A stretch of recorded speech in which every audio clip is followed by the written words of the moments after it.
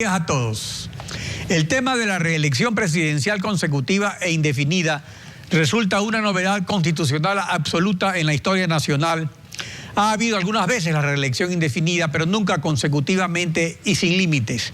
De ahí la trascendencia del dictamen de la Corte Constitucional que analizaremos con la asambleísta María José Carrión de Alianza País.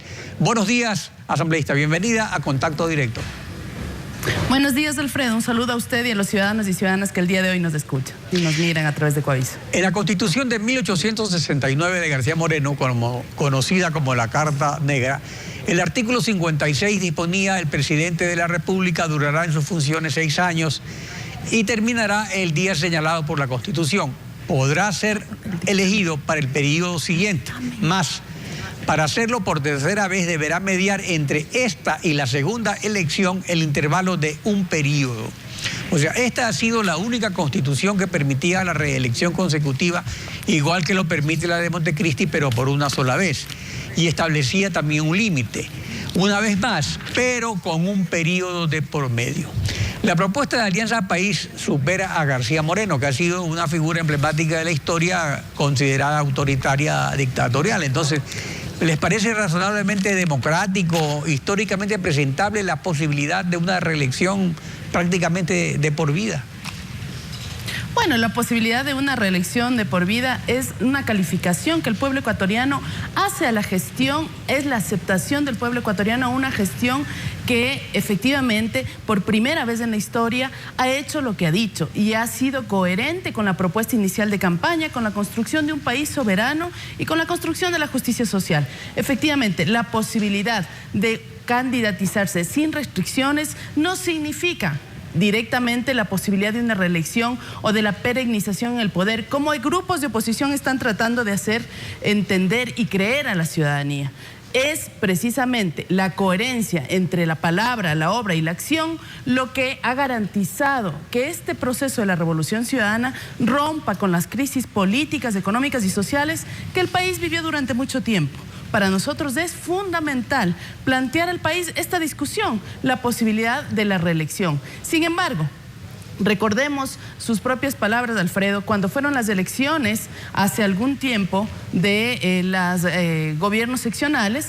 Ahí el candidato a la alcaldía de Guayaquil también planteaba una reelección y sin embargo esto no tenía grandes críticas, no tenía ni siquiera consideraciones como las que usted hace ahora, comparar esto con otras posibilidades. Discúlpeme, pero yo nunca estuve de acuerdo, nunca he votado por Nebot y yo he señalado que prepararon todo con la transitoria que le permitió a Nebot seguirse reeligiendo. O sea, eso lo hicieron ya hace 6 años. ¿Por qué? La posibilidad de elecciones, nosotros siempre hemos creído que está en el voto ciudadano, en la conciencia ciudadana, en la posibilidad de esta decisión que tienen los ciudadanos de enfrentar una elección y de enfrentar una decisión política, de esa coherencia política que tienen los ciudadanos. Pero ha sido criticado esto como una forma de construir una dictadura. Se ha planteado de que esto es hacia futuro la posibilidad de que se pierdan las libertades.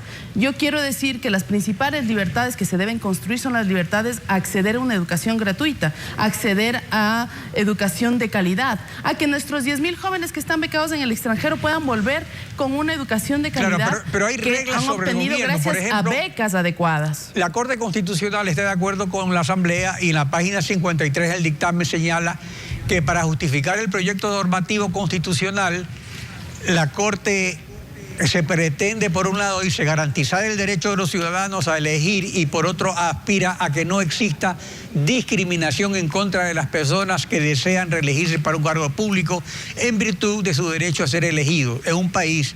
El problema es este, o sea, eso lo considera la Corte, que sería una discriminación, pero yo pregunto, en un país de 15 millones de habitantes, ¿por qué Alianza País cree que se debe reformar la Constitución para no discriminar a una sola persona que coincidentemente es el presidente de Alianza País? O sea, es una discriminación contra una sola persona, porque no está discriminando a miles de personas.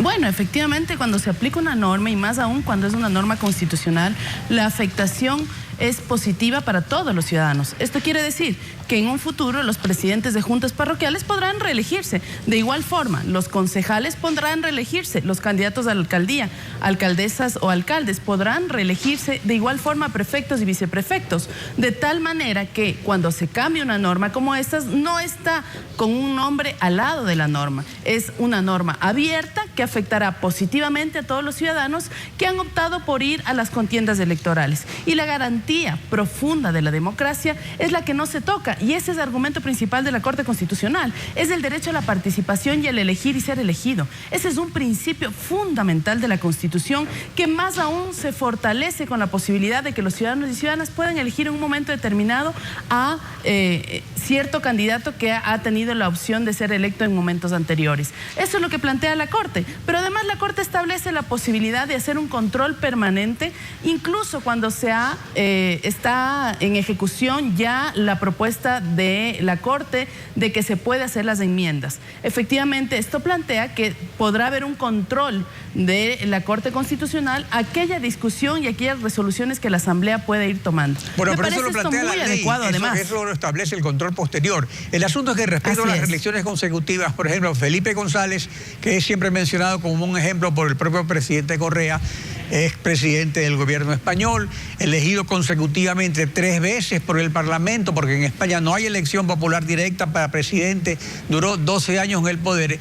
En su último libro, En busca de respuestas, el liderazgo en tiempos de crisis, publicado en enero de este año, en la página 41, González señala que la política en democracia tiene la ventaja de que los procesos electorales y el mecanismo de limitación de mandatos producen por sí solos la renovación de líderes. Y cita un ejemplo sui generis. En China, donde no es democracia, en China, dice, la clase política se ha autolimitado a 10 años la permanencia en el poder.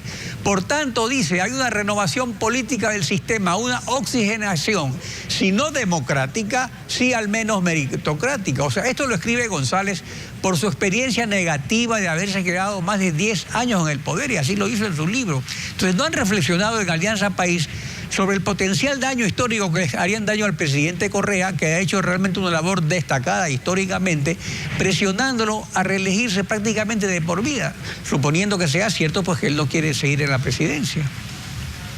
Bueno, primero es importante que usted reconozca la histórica labor que ha hecho el presidente Rafael Correa en relación a la recuperación de la patria y al país. Pero esto no significa, por ejemplo, hay países que Alemania, Argentina, Bolivia, Brasil, Ecuador, algunos otros países han planteado la reelección presidencial inmediata y otros países, por ejemplo, como Bielorrusia, Chipre, España, Islandia, Italia, Nicaragua, Sri Lanka. Todos esos países tienen la posibilidad de una reelección indefinida presidencial, precisamente. Pero en esos países no existe una vigencia plena de la democracia, hay problemas de derechos humanos. Alfredo. Porque el que esté en ejercicio del poder lleva una ventaja sobre los otros candidatos, sobre los otros ciudadanos. Puede ser una ventaja o una desventaja. Es decir, si es que nosotros, por ejemplo, tuviésemos un candidato a presidencia de la República, como lo es en este caso Lucio Gutiérrez fue sacado por el pueblo ecuatoriano de su ejercicio de la presidencia.